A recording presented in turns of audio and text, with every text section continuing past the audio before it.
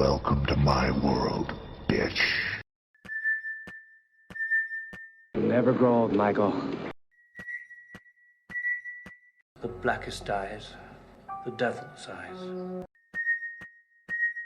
Showtime.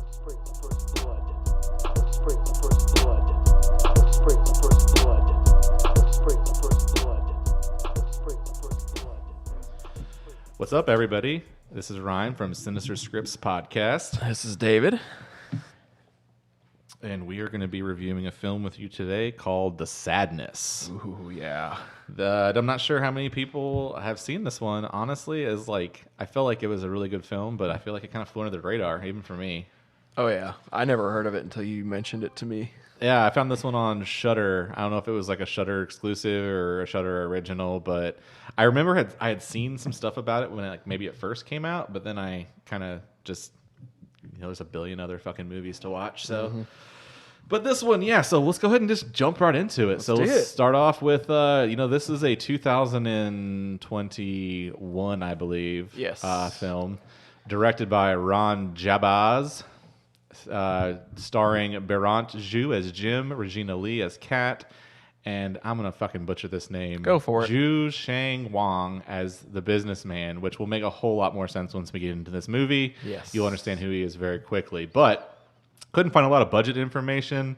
I think it would kind of like Winnie the Pooh, Blood and Honey 2 had a very limited run in like select theaters, so there wasn't a whole lot of details on the budget or the findings that at least that I could find. I'm surprised if it wasn't the theaters. A movie like that doesn't strike me as one that would. But I feel like it was a lot overseas. I don't think it had a whole lot in the U.S., but yeah, exactly.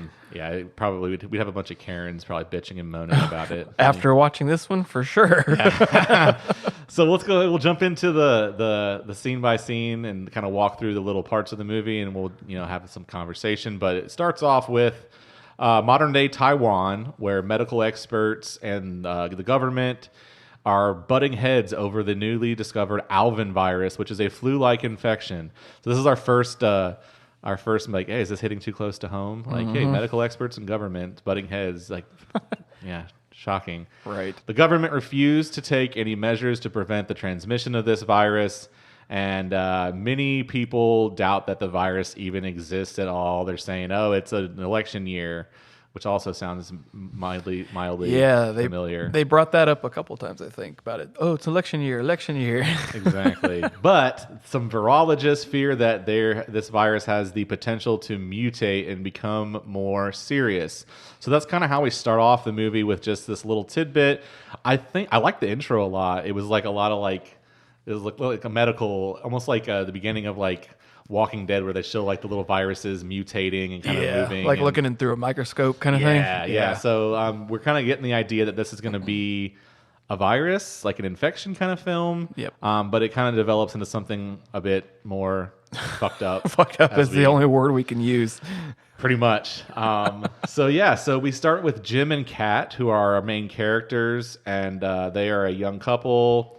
They wake up in the morning, and I thought they did a really good job of kind of just portraying this as like your average couple getting up, getting ready for work. Jim mentions that he's got a job coming up, working with a friend, and she's like, hey, that's supposed to be I took time off. Our vacation time together. And he's like, oh, my bad. And I'm like, so it's very relatable. Yeah. Like the guy, fucking up and fucking up plans with his girlfriend. So she's mad, and they're getting ready to go to work, and we get an introduction to the neighbor who's out on his patio, and he's pruning his garden, and he's out there, and he's got the sniffles. He's not feeling so well. Not feeling so hot. And so Jim says, yeah, you should go to the doctor, and he's like, fuck doctors, they don't know what they're talking about. This. And once again, this is like second time in the first 20 minutes that he's like, this is the government, it's fake. Yep. They'll just tell me to rest, so I'm just going to stay home and rest. And it's an election year. And so we're getting a few tropes, I guess you could say, into like, hey, this is the typical infection, but the government not listening, totally playing off of the COVID. Yeah, for sure. Yeah, 100%. Vibes. And I remember thinking like how weird it was. I even brought it up when we watched it, like the the fact that they were on the patio and that's where their front door was. Yeah, That was weird. It was like, yeah, they kind of like you entered and there was the patio and then you kind of had another little like Sliding glass door to get into the Yeah. place. Yeah. Oh, just weird. it was an interesting take on it. Yeah, I've never seen that. So we continue to the drive to work. So they hop on Jim's scooter, his little rascal, and they're passing a bloody crime scene while they're driving to the train station. So, which was also a funny scene to me because it's like they slow mo it and they show like the crime scene. And it's like the cops have like a guy who's like clearly like looks like he's on PCP. Yeah, just deranged freaking out. as fuck. Yeah, And there's just a sheet that's covered with blood and Yeah. like clearly there's some sort of accident. And so they're slow mo and both of them are like looking at this crime scene. lollygagging the shit out And of I'm it. thinking to myself, this motherfucker's not watching where he's going. Right? If the car is braking in front of him, they're both screwed. And I also thought too is like you'd think at this point like they'd use red sheets when they cover up dead bodies, like because I mean I never it's thought about always that. white and like this body was blood soaked as hell, so it's like why not use red? That's a good fucking point. I never thought about I that. thought about that watching this scene. I was like, this is just use red, man. Like otherwise people won't be like lollygagging and just staring the shit out of it. Like Oh, I'm just taking notes to send to the police station. Be like, hey, y'all ever thought about using red sheets for your That's a good gurneys. point. But yeah, so we see this crime scene. It looks pretty grisly, and Jim drops off Kat at the train station, and then he goes to a nearby cafe. So we're like, like 15 minutes into this shit, and I'm like, okay, we're going here. We're moving along. Yep. And one scene I forgot to mention, when they were on the patio before they left, Jim's out there by himself, and he looks at the rooftop like of a nearby building, and he sees like a woman or a man standing in like, it looks like a hospital gown, like a nightgown. Yeah, some white gown. And the person turns around and they're covered with blood. Yeah. And he turns around to like talk to Kat, and then when he turns back around, they're gone. She's gone, yeah. So, which I thought was my first, like your first kind of like, oh shit, here we go. But then at the same time, like, if I ever saw a person just covered in blood, I feel he just kind of let it go. He was just Right. like, huh, that was weird. Let's take go you to on work. today. Yeah. No Like, second thoughts about it. Like, that's a common occurrence. I probably would have been Maybe. like, let's give the cops a call. Not that it would fucking matter in Right. this scenario. But yeah, so anyway, he drops her off. He goes into this cafe. And this is kind of where like shit really Hits the fan. I mean, it didn't take long, which I fucking love and I appreciate. Mm-hmm. So he's in this cafe and he's ordering his food, and then he sees like a little brochure for condos, and he's like, yeah, I'm thinking about moving, blah blah blah. And and he's like, oh, the interest rates are down. Like, kind of like keep beating this trope of like election year Yeah. and like Inflation and like doing all this stuff. And so as he's sitting there, enters the older woman that was on the rooftop, right? rooftop, Yeah. covered in blood, and she's got these. Oh, her face. I'll never forget how her face looked like. It was just so creepy. And you were like, hey, watch this. Yeah, so she's got these like darkened eyes, and she's like got this like nasty teeth and like mucus on her face, and so that horrible smile. yeah, That smile. Oh, God. it was terrifying. But she basically like spits on a guy. Like the guy gets up to help. He's like, "Man, do you need help?" And she like spits on him. Like it looks like chewed up food. It looked like chewed up food. it was gnarly. It was gross.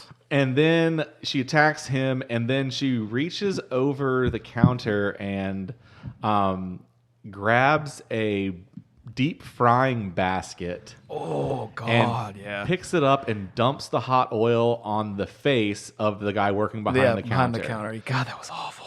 And so we think, okay, that's bad enough. Yeah. So as he's screaming and his face is literally melting, this crazy woman reaches over and starts clawing chunks of flesh Right off of his face while he's like laughing maniacally. As in his skin was bubbling up. yeah, too. it's It like was- it's literally Jesus. it was insane. It was like, but it looked fucking awesome. Yeah, they did a it great job with the looked effects on this. great. It looked like, I mean, it was just awful. So this all happens in a matter of like seconds, Mm-hmm. right? So she's laughing and she chases Jim into the street. And then just as you think she's about to get him, a car comes out of nowhere, boom, destroys her. And the guy driving the car just looks out the window, and he's bleeding, he got blood all over him, and he's laughing. Forgot about that, yeah. Did I kill her? Like, Yeah.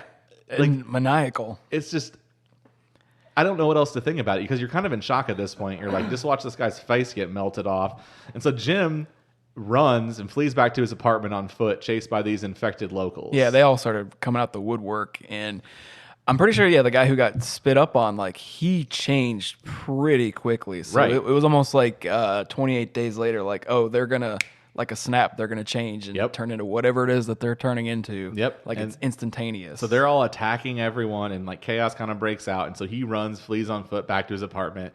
And so you get like a half a second reprieve. At that point, you're just kind of like, okay, something bad's happening. So before we get into the next set of scenes, let's kind of stop and regroup, because I feel like this is one where I literally, like, I called David when I was watching this, and I was like, I'm seeing this shit when I close my eyes. Like, this movie fucking was gnarly. And did I was something to you. Yeah, I never, like, I don't know, like, I think I mentioned it in a prior episode. Like, I'm not a big, like, over the top gore fan, Terrifier, stuff like that. This one's pretty fucking bad. Yeah, it's got a lot of hard scenes to watch that we haven't even gotten to yet. Right. And so, like, we've gotten that face melting scene. I think kind of just tells you what you're in for. Where if you can't handle that, you just like turn the movie stop off. now. Turn the movie off. right. So like overall, my kind of impressions so far is that like I liked the introduction of the characters. I like it's like they're making you care just enough For these two people, for the two people, but also like you didn't get a whole lot of back. Some people are like, I want more backstory. I think they gave just enough, to kind of keep you interested. And attached to them. And so, you know, now we've got this first set of kills, and we see people changing quickly, like you mentioned. So now here's where we're like, okay, you're thinking. In my opinion, a lot of times you get kind of slow burn where you're like, okay, so this is going to be them trying to escape the city or whatever. Right. To a certain degree, yes, but you don't get a whole lot of like time to breathe in this one. Not this one, no. It's excuse me, very fast paced. Just like they start like people coming out the woodwork. They're like in droves, like just finding random people that aren't infected and horrifically maiming them and fucking them up. Like that's all it is. Exactly. And it's bang bang boom. Like as he's running, like I remember the guy being held down by 4 people. And like one of them grabs his arm and breaks his elbow, pulling his arm the other direction and stuff. I was like, Jesus. Yeah, so there's just like a lot of just like crazy violence right now. And so we're thinking like, and you start to understand this virus a little more as we kind of progress through the movie. So now that he's like in the safety of his apartment, you think he's good. So he gets on his phone and he's trying to text Kat, and he's like, where are you? I'll come to you. Like, don't go anywhere. Something's happening. And you see in the background, and it's blurry, but you see like the sliding door open. Yep. And he's attacked by his neighbor who had the sniffles earlier, who's full on infected. And we're noticing when these people are infected, their eyes are black. Yes. It's almost like they're all completely blacked out. And so he attacks him with the garden shears. Cuts his fingers off. Yeah, and Jim grabs him, and then the guy looks down, like kind of smiles, and then closes him and chops off, I think, his pinky and his ring finger or something. Yeah, something like that. And then he didn't he pick up the finger and like licked it? No, he started chewing at it. And then he spit it into the fish tank. Yeah, he spit it into the fish tank. Yeah. So it's like you can see, like at first people were like, okay, is this a pandemic infection film, or is this a zombie thing? Kind of the way we're acting. It's not really, because they're not really eating people. They some of them kind of did, but just not really. Like they're just killing. They're it's just like killing with the hugest grin on their face. Like they're enjoying what they're doing to these people. Yes. So Jim fends off the neighbor with which was a pretty cool. I thought it was a kill, but it turns out he's not dead. But I thought it was a death by toaster, right, or death by stereo. No, but he hits him with a toaster and knocks him down, and he's able to escape. Yes. Basically. But he leaves his phone there. No, he didn't. No, he didn't. It was Kat. That was Kat. It was later. So he got his phone. He runs out, and this is the part where he sneaks back down to the cafe, and he has to get his scooter, right, to get to Kat. So he gets down there, and this is where we kind of see there's these infected people kind of roaming around, and it is very reminiscent of zombies, but they're fast, number one, and the minute that they hear you, like they're on your ass. Exactly. So he makes a little bit of noise, and as he escapes, they're chasing him down the road. Even the infected cop is like shooting at him. Oh yeah. And he escapes, right? So he escapes, and so he's on his way. And so we kind of cut to what Kat's doing at this time. And Kat is on a subway train, right? And so she's on the train and she sits down next to this businessman. And the businessman is trying to make small talk with her, like, what are you reading? And she's nice at first. Yeah. And then he kind of gets a little bit creepy with it. Yeah. And she's like, look, buddy, I told you once. I don't want to tell you again. Just let me read my fucking book in peace. Yeah. And then he goes on this whole rant. He's like, young people. Try to be nice to them and, they treat you disrespectfully and all this shit. Exactly. So he's kind of like an asshole just to begin with. He probably just doesn't, his wife doesn't love him anymore. If he has one. Yeah.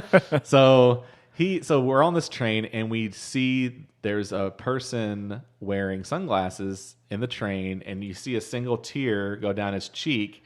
And he pulls out knives and starts stabbing people. Oh, God, yeah. That poor guy. The first guy, I think, got it the worst. Like, he just stab in the back, not knowing what's going on. Right. So you kind of see that whole... And we've seen scenes like this before where it's like some people start panicking because they realize what's going on, and the other people are kind of like just in shock. Frozen in fear. And then you see very quickly that other people start to turn, and now there's more people killing. Exactly. Yeah, like it was a...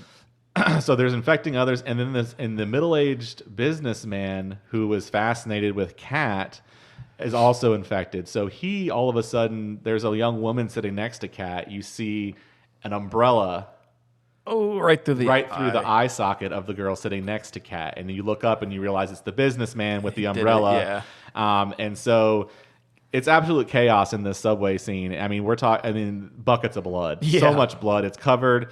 The train stops, and people are mass exodus running out of the subway. Trying to get out of there. Who are left alive. Exactly. And so Kat and then the girl who was stabbed in the eye, she's helping the girl, and they go the opposite direction of everyone else is running off the subway station. Yeah. Her name is Molly, the woman who she's helping. And so she leaves, and then the businessman is pursuing them.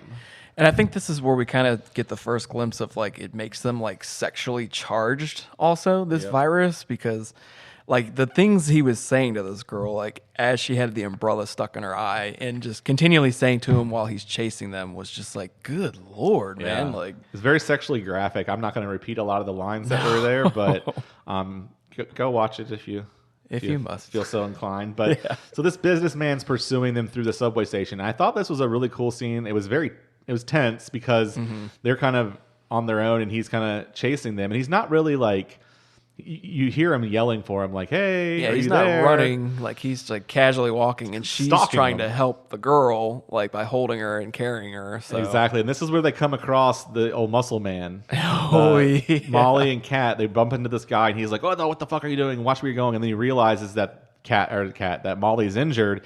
And he's like, who did this? And then the businessman's standing there. Right behind him. Right. And so he's like, hey, old man, did you fucking do this? And of course, he starts to fight. He like punches him. And then the businessman, like a fucking psycho, bites his nose off. Yeah. Like bites his nose off. And as he's screaming on the ground, which one would do when getting your nose bitten off. I would like to think so, yeah. The businessman sees the fire extinguisher thing and he breaks it and there's an axe there. Yeah. So now he's got an axe. Yeah. So and he goes to town on Suave. Yeah, he goes to town on all muscly boy, and he wrecks him with the axe. The axe, which I thought was pretty gnarly. So we pursue Kat and Molly, and they see the light at the end of the tunnel, literally from the subway station, and the old fat doughboy cop starts closing the gate. So the gate's coming down slowly. They're running.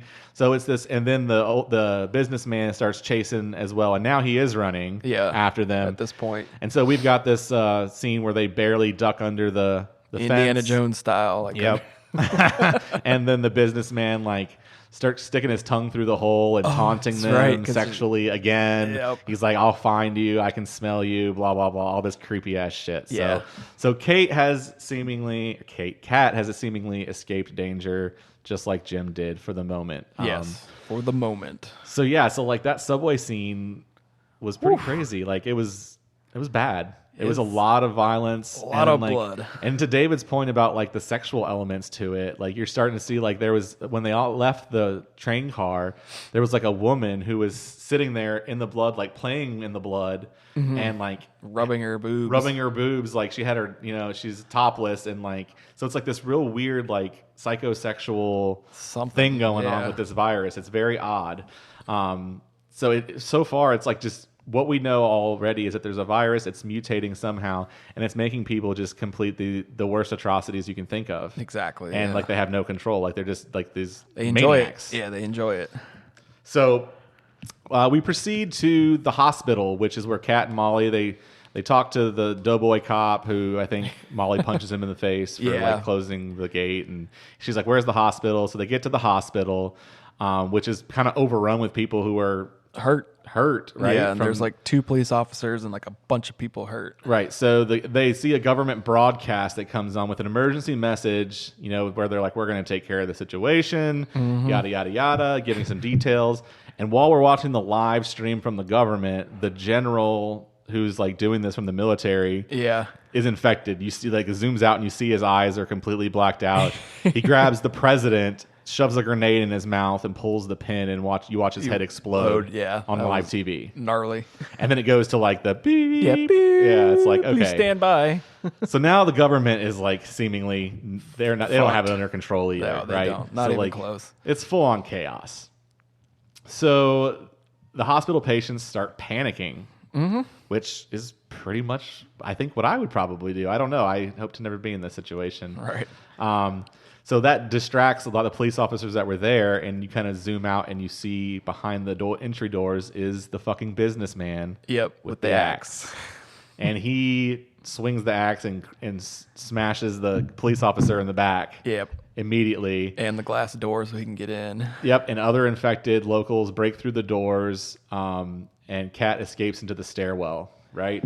So during this time when they're in the hospital, Kat and Jim have managed to communicate a bit on the doughboy cop. His phone. Yeah. He gets Kat borrows his phone and was able to get in contact with Jim, who's trying to get to her. She tells him that she's at the hospital, and then right when that happens, that's when it kind of all hell breaks loose. Mm-hmm. So we've got Kat, going into the stairwell. And she's running for her life. Yeah, but then that's when she finds, Molly in the wheelchair because they already admitted her in the back. It's true, but before that, remember, it goes back to Jim, who's on the outskirts of town, remember? Oh, that's right. He finds those 4 guys in the baseball uniforms. Exactly. So Jim's on the outskirts kind of trying to make get his way. To her, and he passes these scenes of like sadistic torture, basically. Yeah. And he runs into some guys that are like basically... I don't even know how to explain it. They're like picking him up and running his crotch into like a basketball goal. And the basketball goal, I think, had barbed wire wrapped around it. Right. They're basically like genital mutilation at this point. And he scares them off. And then I remember what the victim was like, why did you make them stop? And then you were like, oh, he's infected too. Exactly. And he's enjoying this. He was getting his jollies off on the torture. Yeah. And so then the other 3 that he scared off came back and like started throwing rocks and like ran Jim off, and Jim just like goes off on his bike. Yeah. So he dips. So you're kind of seeing the hopelessness of the movie where he's even trying to help people, and even the people that you're trying to help are infected. Yeah. They're reliving like sadistic fantasies. Exactly. Something. Ugh. Yep. But then I think the most important thing about this whole scene with Jim is we see him start to hallucinate. Oh, that's right. Yeah. Remember, he sees the mannequin head in the water, and he begins to like. He hallucinates that a discarded mannequin head is like drinking the blood and the sweat, and so like we're kind of stuck with this. Is he infected, or is he just having a bad day? Well, I mean, he is having a bad day for sure, but yes, is he just having is this like trauma, basically? Yeah. So while that happens, we kind of watch the businessman's pursuit of Kat through this hospital. So as this happens, as David mentioned, we saw Molly, and she's been given some sedatives, some drugs for her eye injury. She's chilling out in a wheelchair. And the businessman finds her first. Oh, yeah. And this is probably the single most disturbing scene that I've seen in a movie. And like I said, I haven't watched some of the Serbian film and some of these other fucked up movies that y'all are talking about.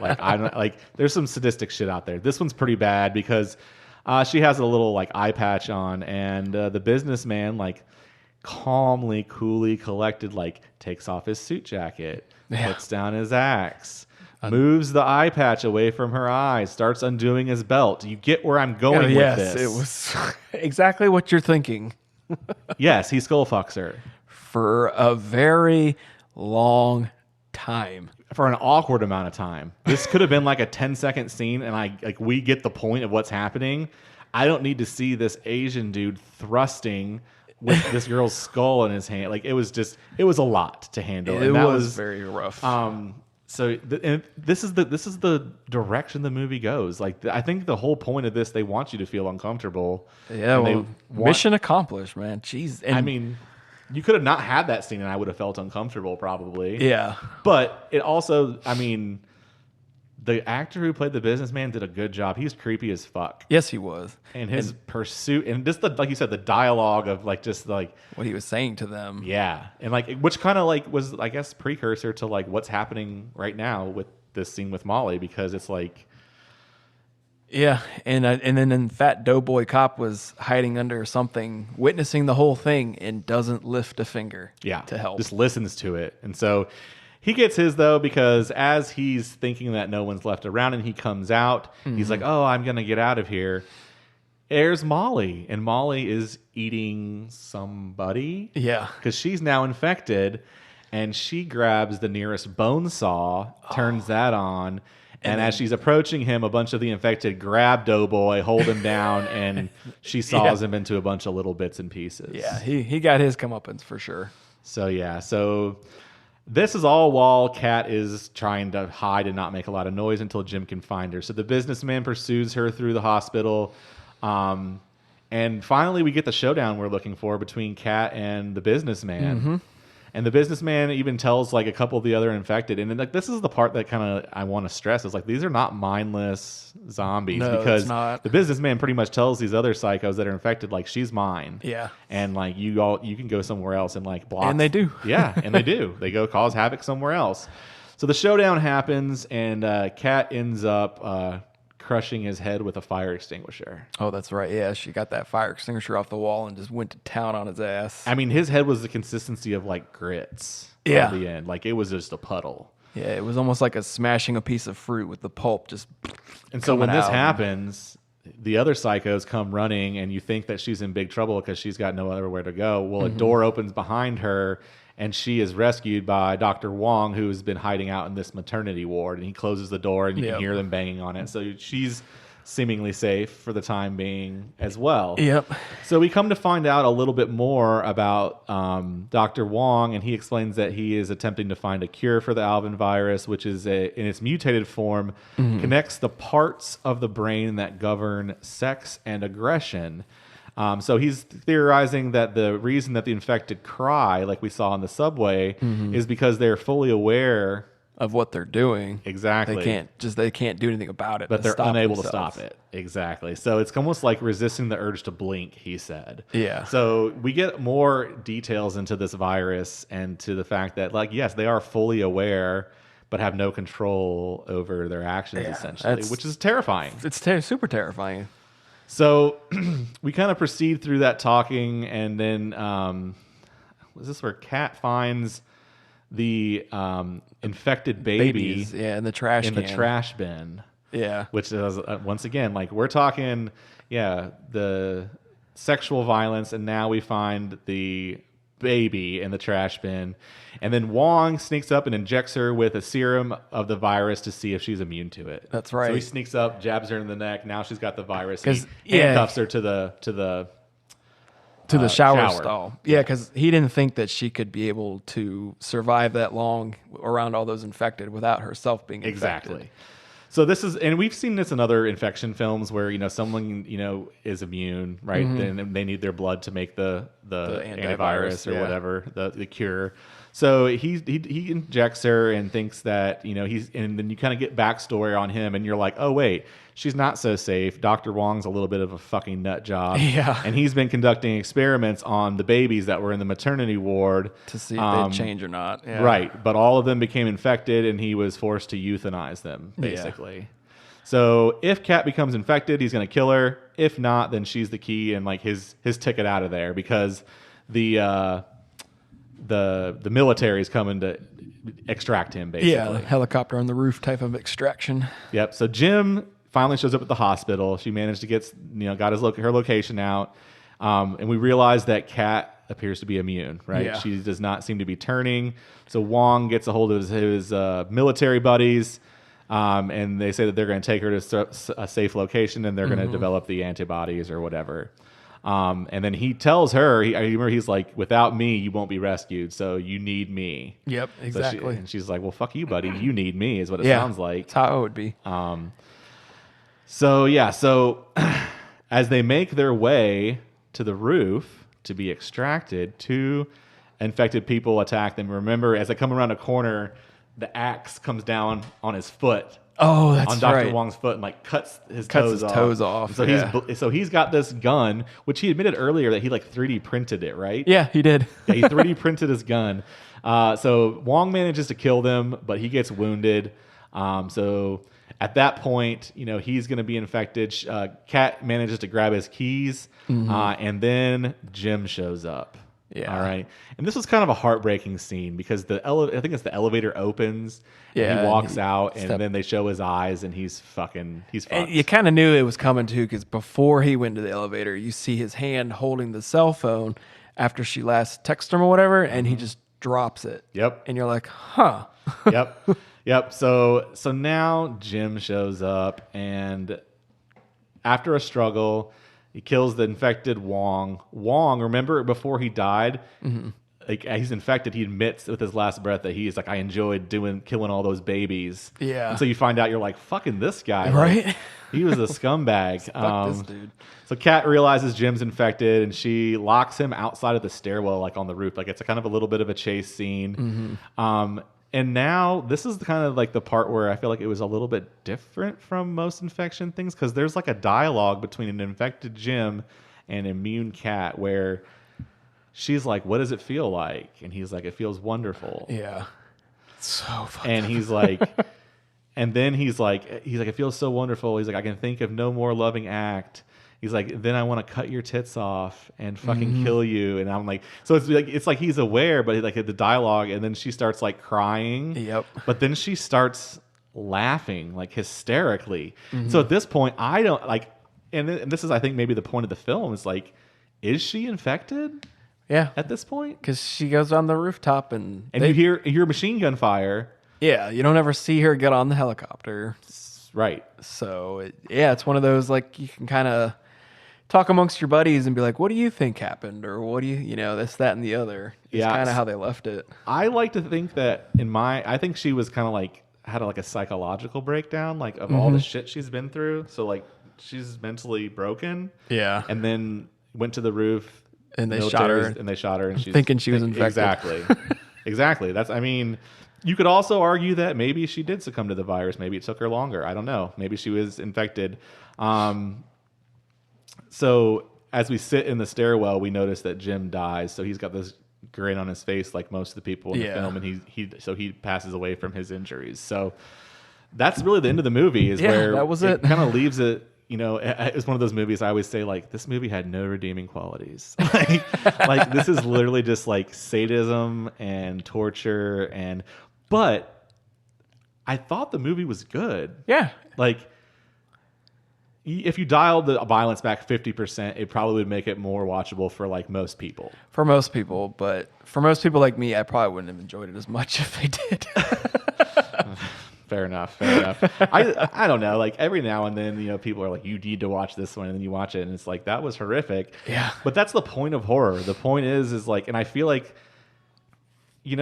and people will argue like, well, what's wrong with you if you like to watch that kind of stuff? Like, it's not about that. It's about like escaping like the monotony of like everyday, just life, and seeing like, I don't know, like people will argue like, are you watching it because that's what your mind is really thinking about? And I'm like, maybe. Maybe. Hey, it's better than me acting upon it. It's therapeutic. Yeah. But overall, like this movie, like I'll go ahead and just kind of segue into my rating. Like I give this one an 8.5 out of 10. Yeah. I fucking love this movie. You loved it? I watched it once, called you, and was like, I see it when I close my eyes. Then we watched it together, And then I watched it a third time. So like I've watched it multiple times within the last couple of months. I really like the idea of it. I like the idea that it's not slow, like it's not zombies. It's not the World War Z where it's like fast zombies.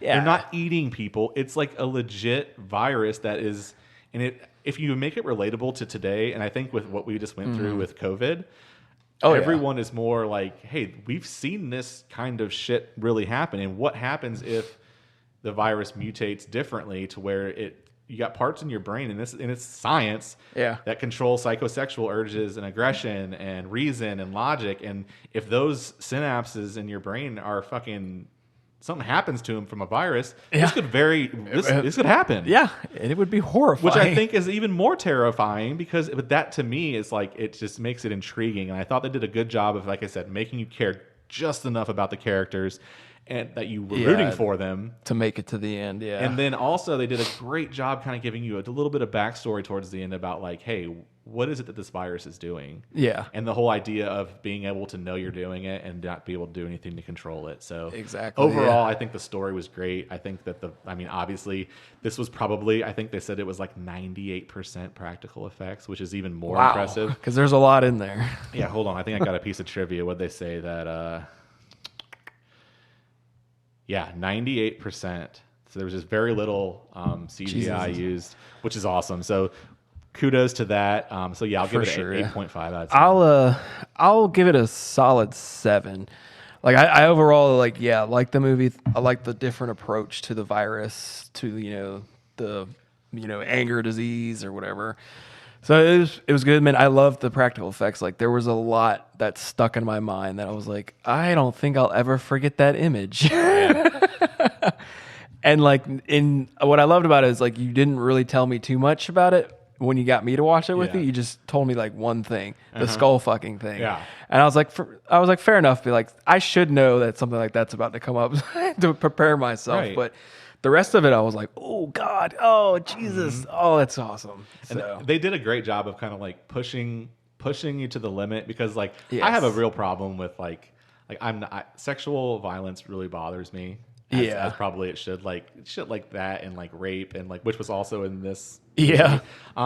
I can deal with most of the other stuff, but so like they did a good job of pushing you like right up to about as close as you can get to that edge. As close as you can get to make someone stop watching it, and then they like kind of reel you back in with like enough storytelling and creative shots. I thought the cinematography was really well done. It was actually a pretty like location like in Taiwan. Like it was a lot of the greenery and doing the stuff outside. Like I like the locations they chose to shot. So overall, I thought they did a great job. And I love the end credit song, which was just like this heavy metal fucking banger. I was like, that's what I needed at the end of this movie was this song to wrap it all up. Exactly. I thought they did a good job with that as well. So just some fun facts I found on this one. The film was funded with a mix of cryptocurrency and revenue from the producer's cam girl business. I see that too, Ray. All right. Well, that's fine. 99%. I was wrong. 99% of the special effects were practical effects. Very little computer animation. Mm-hmm. Ralph Chu, who was the friendly neighbor who cut off Jim's fingers, was a very recognizable face in Taiwan. Apparently, for years, he was the spokesperson for a popular supermarket chain. I find that hilarious. That's so amazing. That's pretty funny. Due to the pandemic and government regulations, the filming in the subway and the hospital was not possible, so they built the sets from scratch in a studio for those scenes. Impressive. That's very impressive. Yeah, which I mean makes sense because this came out in, like I said, 21, I think. So this is right in the middle of COVID. So they would have been filming maybe sometime in 2020. And a lot of other countries were even more stringent. Stricter. Why I can't say that? Stringent. Strategery. They were a lot more strict. Yeah. So and then let's see here. The film's premise of a plague that turns into bloodthirsty sadists takes inspiration. Apparently, it's a comic series called Crossed. It's a graphic novel. I could believe that. Which a couple people, when I did a little TikTok video on this, when a couple people commented, like, you need to check out this graphic novel. If you think the movie was bad, you don't know. I was like, oh shit. God no. damn. If the graphic novel is even worse, like, Jesus. Am I allowed to buy this? Yeah. Am I going to get in trouble for ordering this on Amazon? Right. So apparently I need to check out the comic series if you're, I like graphic novels. So me too. And the final piece was there was a scene cut from the script that was apparently even more grotesque than what we saw on film. Holy shit. Where an infected individual enters an operating room where someone's having brain surgery and the infected shits into the open wound. Oh my God. I'm like, yeah, I think you need to leave that one on the cutting floor. Said though they cut it because the producers thought it was too funny. Too funny, wow. And since I guess Rob Jabaz, the director, has since then made that gag a public domain for anyone to steal and use it. So be on the lookout for someone pooping inside of someone else's head. Yeah. We'll make that our new logo. If that, like, I don't know what I would have done if I would have seen that. Right. I mean, like, I'm hoping it would be like silly enough to laugh at and not be like grossed out by it. I think it still would be. I think it's a bit much for me. Yeah. But real quick, let's go talk about, like, because we talked about this, you and I, like the virus. Was it through the blood? Was it, through the air? Like, how did it make its way around? I'm interested in that too because, like, episode we just did recently, we talked about the vampiric virus being in your blood, and once you remove it, you return to normal. I'm curious about this as well. Like, is this, if it's bloodborne? Because I mean, we look at the subway scene, and like, there's no way you're in there and not getting blood on you, exactly, or in an orifice, somewhere, an ear, an eye, a nose, something like. But then at the same time, there were also infections that occurred where I'm like, they were just kind of hanging out in the cafe. Like, the one dude obviously got spit food on, but then the other people around them started turning, and I'm like, they were just in the vicinity. Yeah, and then you're like, oh, well, Jim turned. How did he turn? It's like, well, he got his fingers cut. He probably had an open wound, and something got into it. Right. But then I kind of thought maybe it's airborne because of, like, that general guy. It was like, I didn't see any visible wounds on him. Right. And he just kind of flipped like that. And I also think, like, I wonder if it's different per person. Like, it's not like a set, like, oh, this is how long it takes to turn kind of thing. Right, exactly. So I guess you can kind of leave it up for interpretation. I guess maybe however you want to believe it. I like to think with the amount of blood and gore, I think maybe they were kind of leading you. But the airborne, impact makes it even more transmissible is also more frightening. So my vote would probably be for a bloodborne, but if it was in the air, everybody fucked. To say it could be multiple things. Everybody fucked. Yeah. Everybody fucked. So anyway, so that's the sadness for you. So go out there. It is streaming on Shudder right now, so you can go check that one out. Just explicit content warning. Be fair warned. Yes, we probably should have put that at the beginning. Like, hey y'all, be careful on this one. So so definitely. Check that one out. Big fan. I thought the movie was good overall. This is not just a shock gore movie. It does have substance to it. It does, yeah. So go out there and check that one out. Thank you for joining us. We've got, you can listen to our other episodes. We are out there on YouTube Music, on Spotify, on Apple, Overcast, iHeartRadio, all of your normal haunts. You can follow us on not Twitter. You can follow us on Instagram. We are at Sinister Scripts. And we are on TikTok at Sinister Scripts Podcast. So we post content throughout the week on movies we're watching, little trailer drops, all kinds of fun content for horror, sci-fi, etc. So be on the lookout for more content from us. Yes. And as always, thanks for listening. All right. Take care, y'all. Bye. I do wish we could chat longer, but I'm having an old friend for dinner. Bye.